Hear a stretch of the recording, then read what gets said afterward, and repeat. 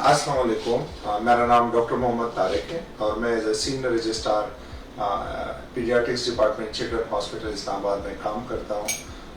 मैंने अपना MBBS Khyber medical college Peshawar और FCBS Pakistan institute of medical sciences PIMS Islamabad से किया है।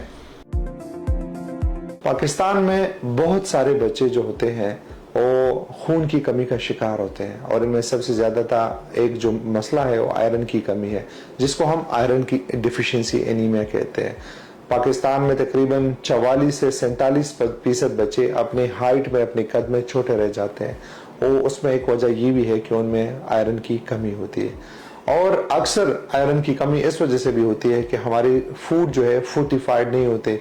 हमारा ट्रेडिशन है कि बच्चों को 5-6 साल तक गाय भैंस का दूध दिया जाता है। बच्चों को कोई माँ बाप, मैंने ऐसे भी बच्चे देखे 5-6 साल तक मुंह में फीडरे दे रहे होते हैं और बच्चों को प्रॉपर कम्प्लीमेंट्री फीडिंग और वीनिंग पे नहीं लेके जाता।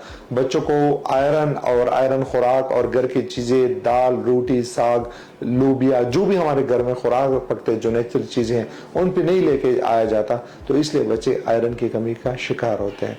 ऐसे बच्चों में हम हमेशा वालिदैन को इनकरेज करते हैं कि बच्चों को ये मिल्क और बाकी आइटम्स के अलावा अपने घर के खुराक पे लेके आए और इनको घर के खुराक पे। लेकिन बाज़ औक़ात ये होता है कि माँ बाप हमें कंप्लेंट करते हैं कि हमारे बच्चों की खून की कमी है, डॉक्टर साहब हमने 3-4-6 माह इसको खून की दवाई भी दी, आयरन और फौलाद की दवाई भी दी, लेकिन इनका खून नहीं बढ़ रहा। जब आप पूछ लेते हैं और एग्जामिन करते हो, कहते हैं इनका पेट कभी कभी सूज लेता है। फिर दूसरा ये भी बताते हैं कि ज्यादातर इनको पेचस रहते हैं, कभी कभार कब्ज भी रहता है, ठीक है। और जब आप इनको मुआयना करते हो तो इन बच्चों में खून की कमी होती है, शदीद या नॉर्मल कमी होती है। इनकी बच्चों खानदान में भी अक्सर आपको बताते हैं कि गंदम की एलर्जी की बीमारियां हैं बच्चों को, और अपने कद में ये बच्चे छोटे होते हैं तो और इनका वाकई पेट फूला होता है और हाजमे का हमेशा इनको मसला होता है।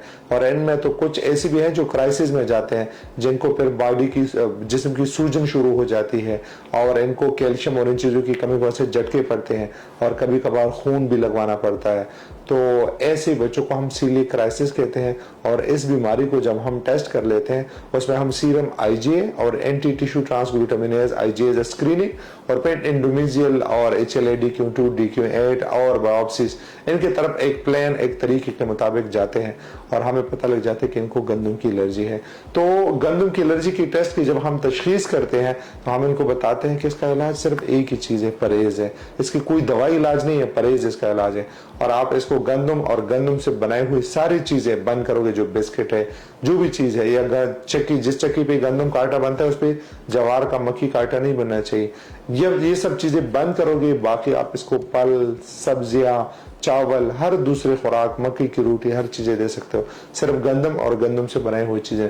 तो बच्चे नॉर्मली बढ़ना शुरू हो जाते हैं। उनकी माँ बाप को अस्पताल के बार बार दौरों से निजात मिल जाती है और वो बच्चे भी अपने नॉर्मल बढ़ोतरी की तरफ चले जाते हैं। बस हमने उनको सिर्फ यही समझाना होता है कि आपने गंदम और गंदम की चीजें बंद करनी है।